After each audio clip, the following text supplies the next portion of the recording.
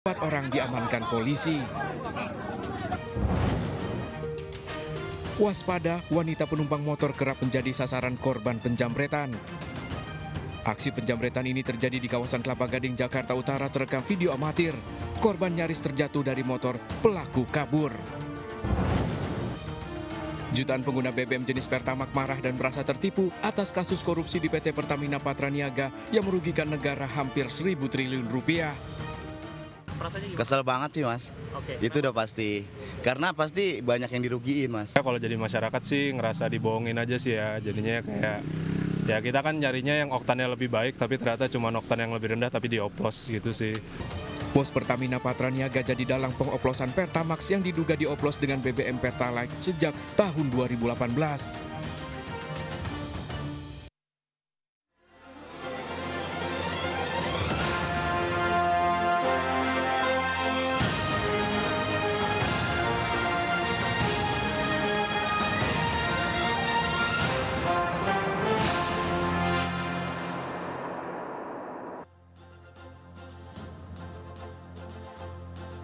Halo pemirsa, saya Dian Mirza. Inilah seputar iNews Siang. Lagi kericuhan terjadi saat eksekusi rumah di Kelapa Gading, Jakarta Utara. Sengketa lahan dimenangkan keluarga ahli waris. Tolak eksekusi, sejumlah orang nekat melawan hingga diamankan polisi.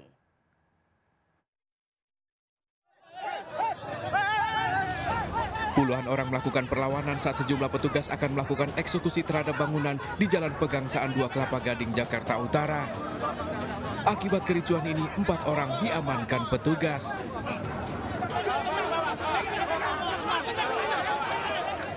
Penghuni mengklaim telah membeli lahan dari salah satu keluarga ahli waris dan mendapat surat hak guna bangunan yang dikeluarkan BPN Jakarta Utara. Namun pengadilan menolak bantahan dari tergugat yang dilanjutkan dengan eksekusi. Kami pernah melaksanakan untuk penetapan pengosongannya di tahun 2023, akan tetapi ada penundaan dikarenakan ada bantahan dari pihak ketiga. Nah, di tahun ini, tahun 2025, kami melanjutkan setelah putus dari bantahan itu, kami melanjutkan jadi pencabutan penundaan itu.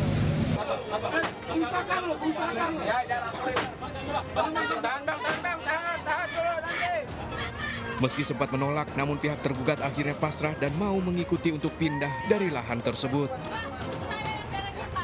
Dari Jakarta, Sofyan Firdaus melaporkan. Sejumlah pemilik kendaraan protes saat razia parkir liar di Cawang, Jakarta Timur lantaran mobil pejabat yang parkir sembarangan tidak terjaring razia. Setelah diprotes, petugas baru menindak mobil pejabat tersebut.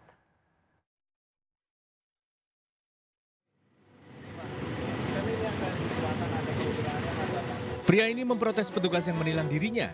Dia merasa keberatan karena sejumlah mobil yang parkir di bahu jalan tidak ditilang.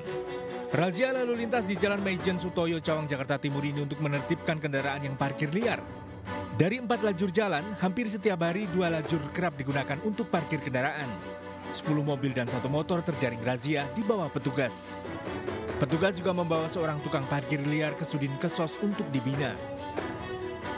Karena ini sudah seringkali diadukan baik langsung maupun dari medsos bahwa sekitar Cawang ini, Sutoyo ini sering menimbulkan kemacetan karena adanya parkir yang sampai 4.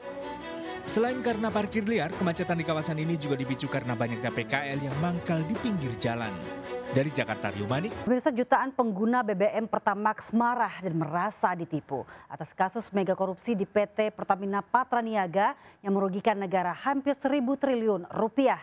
Dan dalam penyidikan Kejaksaan Agung, Pertamax yang dijual sejak 2018 diduga dioplos dengan BBM Pertalite. Dan ironisnya, dalam pengoplosan adalah bos Pertamina Patraniaga.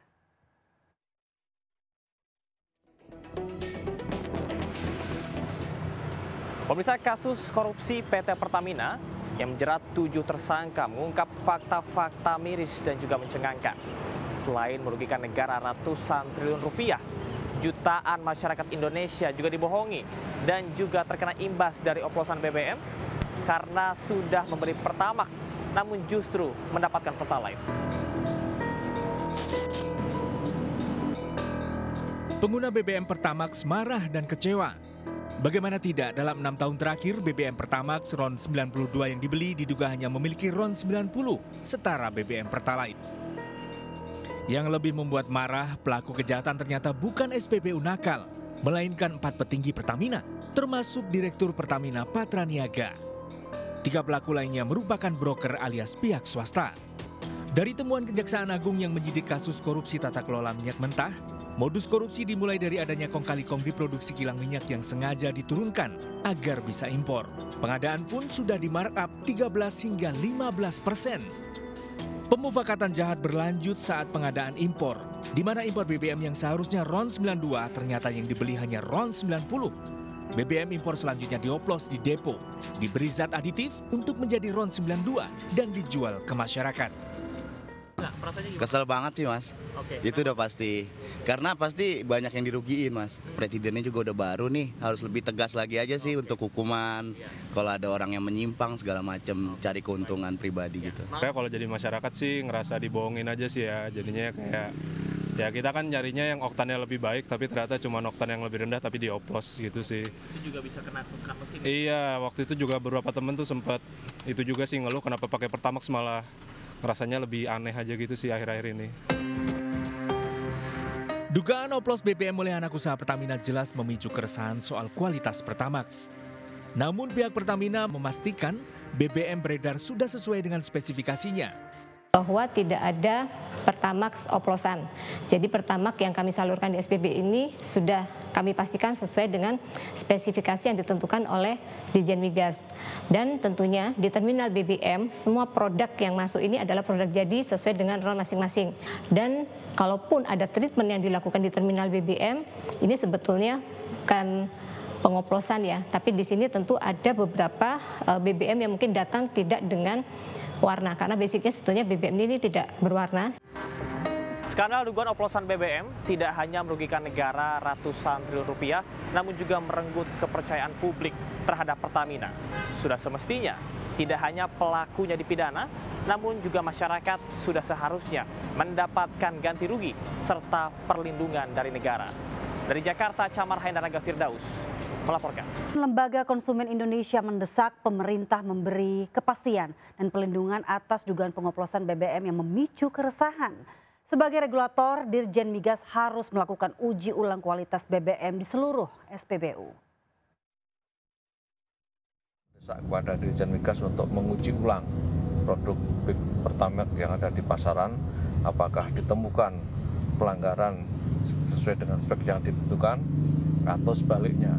Ini untuk memberikan kepastian dan keyakinan pada masyarakat bahwa produk BBM khususnya Pertamax yang beredar di pasaran SPBU Pertamina khususnya adalah sesuai dengan spek yang ditentukan oleh pemerintah atau memang ada temuan-temuan penyimpangan yang dilakukan oleh oknum di SPBU baik secara kasuistik maupun. Rumah Raja Minyak Riza Khalid digeledah Kejaksaan Agung setelah sang anak Muhammad Keri Adrianto ditetapkan tersangka mega korupsi BBM Pertamina yang merugikan negara hampir 1.000 triliun rupiah.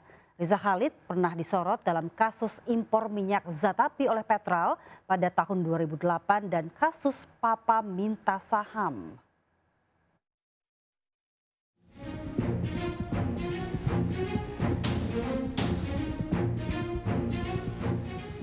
Rumah Raja Minyak Muhammad Riza Khalid di Jalan Jenggala 2, Kebayoran, Jakarta Selatan digeledah penyidik Kejaksaan Agung. Penggeledahan rumah Raja Minyak Riza Khalid diduga terkait mega korupsi tata kelola minyak mentah Pertamina yang menjadikan putranya Muhammad Keri Adrianto sebagai tersangka. Dalam penggeledahan, penyidik menemukan 20 lembar uang pecahan $1.000 Singapura, 200 lembar uang pecahan $100 Amerika, dan uang tunai 400 juta rupiah. Putra Riza Khalid, tersangka Muhammad Keri Adrianto bersama 2 tersangka lainnya merupakan broker yang bersepakat dengan 4 tersangka pejabat Pertamina untuk memenangkan tender dan markup 13-15% dalam kasus korupsi tata kelola minyak mentah Pertamina. Kerugian negara selama 5 tahun hampir 1.000 triliun rupiah. Yang pasti 190 triliun itu 1 tahun itu aja. Jadi nanti pelaksananya ini nanti 5 tahun. Jadi mulai tahun 2018 sampai 2023. 5 tahun, silahkan aja hitungnya berapa. Peran tersangka Muhammad Keri Adrianto dalam kasus ini mengingatkan pada sang ayah Riza Khalid yang juga pernah disorot dalam kasus Petral yang mengimpor minyak Zatapi pada 2008 dan skandal kasus Papa minta saham. Tim Liputan iNews melaporkan. Ketua Umum Ormas Pemuda Pancasila Yapto Suryo Sumarno pagi ini diperiksa KPK terkait kasus mantan Bupati Kutai Kartanegara. Yapto tiba di gedung KPK pukul 9.25 untuk menjalani pemeriksaan sebagai saksi kasus korupsi yang menjerat mantan Bupati Kutai Kartanegara Rita Widiasari. Yapto didampingi oleh Sekjen Pemuda Pancasila Arif Rahman dan kuasa hukumnya. Tibanya di gedung Merah Putih KPK, Yapto langsung masuk ke ruang penyidik. Sebelumnya penyidik KPK telah menggeledah rumah Yapto dan menyita uang 56 miliar rupiah dan sejumlah mobil. Diduga Yapto tersangkut kasus gratifikasi tambang Rita Widiasari, mantan Bupati Kutai Kartanegara.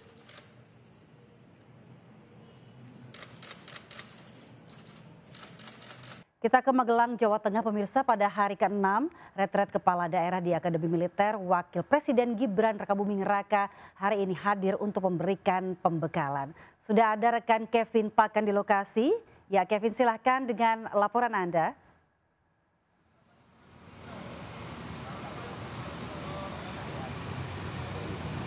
Ya, selamat siang Dian dan juga pemirsa. Memasuki hari ke-6 pembekalan di Akademi Militer Magelang, Jawa Tengah akan datang begitu Wakil Presiden Republik Indonesia Gibran Rakabuming Raka di tempat ini untuk dapat memberikan pemaparannya berkaitan dengan pembekalan hari ini yang memang direncanakan ini merupakan salah satu rangkaian untuk mensinkronisasikan atau mengkonsolidasikan adanya pemerintah daerah dan juga pemerintah pusat.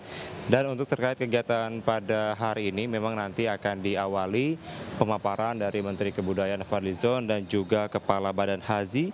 Dan rencananya nanti juga akan diisi oleh Ketua Dewan Ekonomi Nasional Luhut Binsar Panjaitan yang akan memberikan pemaparan kepada para kepala daerah. Dan terakhir nanti akan juga ada sesi spiritualitas yang akan disampaikan dari Menteri Agama Nazaruddin Uman. Dan tentunya kami akan terus menanti Dian Mirza bagaimana perkembangan terkini dan apakah ada isu-isu menarik yang terjadi berkaitan dengan pembekalan hari ke-6 kepala daerah pada saat ini. Dian. Pemirsa, Wakil Gub Jakarta Rano Karno menghadiri acara peringatan Hari Gizi Nasional bertajuk Harapan Sehat, Sarapan Sehat Gizi Seimbang yang diikuti oleh balita hingga ibu hamil. Rano menyebut nantinya Pemprov Jakarta akan menyelenggarakan program sarapan bergizi bagi anak sekolah. Hari ke-6 pasca pelantikan, Wakil Gubernur Jakarta Rano Karno menghadiri acara bertajuk Sarapan Sehat Gizi Seimbang pada Rabu pagi. Acara ini diikuti oleh 200 anak balita, ibu hamil, serta ibu menyusui di area Kebon Kacang, Jakarta Pusat. Acara ini digelar dalam rangka peringatan Hari Gizi Nasional, serta untuk membantu masyarakat dalam memenuhi makanan sehat. Rencananya pemirsa, Rano Karno malam ini akan ke Magelang menghadiri retret kepala daerah. Jam 7 saya berangkat ke Jogja, langsung bergerak ke Magelang untuk menghadiri acara penutupan.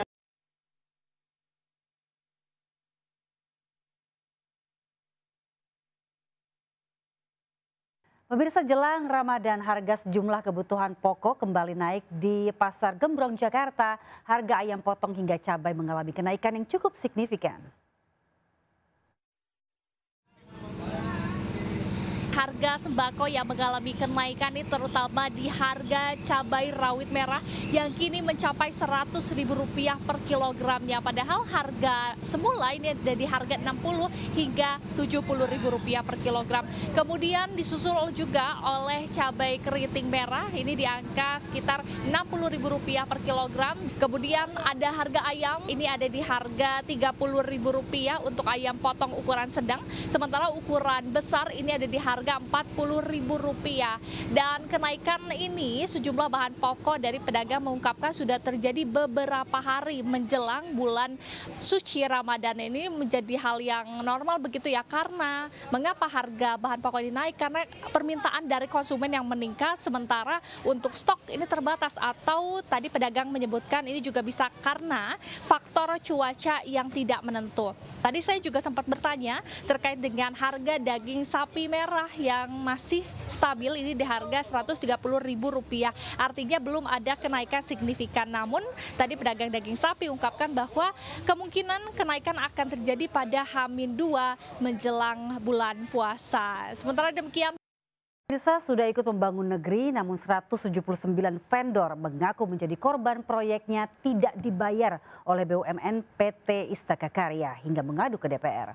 Bahkan ada yang puluhan tahun menagih hingga menangis ke DPR karena kini PT Istaka Karya sudah disuntik mati Jokowi. Komisi 6 DPR akan segera memanggil Kementerian BUMN untuk penyelesaian kewajiban PT Istaka Karya. Akan kami sampaikan. Yoliman, kakek 85 tahun ini menumpahkan tangisannya di depan anggota Komisi 6 DPR RI. Ia bersama seratusan vendor lainnya sudah kehabisan akal, tak tahu harus mengadu kemana lagi. Puluhan tahun utangnya tak pernah dibayarkan PT Istaka Karya Rp723 juta untuk proyek pembangunan kantor imigrasi di Jakarta Selatan. Hal yang sama seperti vendor lainnya yang sudah membangun proyek-proyek PT Istaka Karya. Total utang Rp786 miliar kepada 179 vendor. Lebih miris, beberapa vendor bahkan sudah meninggal dunia hingga bunuh diri. Sementara PT Istaka Karya pun sudah disuntik mati Jokowi Maret 2023.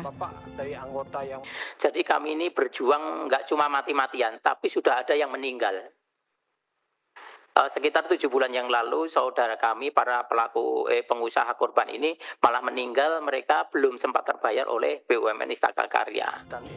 Ratusan korban PT Istaka Karya ini sudah mencoba menyurati berbagai pihak termasuk ke Presiden ke-7 Jokowi dan kini mengadu ke DPR. Namun belum juga ada upaya penyelesaian utang PT Istaka Karya dan keadilan bagi mereka. Tim Liputan iNews melaporkan. Mantan pemain Timnas Indonesia legenda Persebaya Bejo Sugiantoro meninggal dunia akibat serangan jantung saat bermain bola. Berita duka ini menutup jumpa kita siang ini. Saya Dian Mirza bersama tim yang bertugas pamit undur diri. Tetap semangat dan sampai jumpa.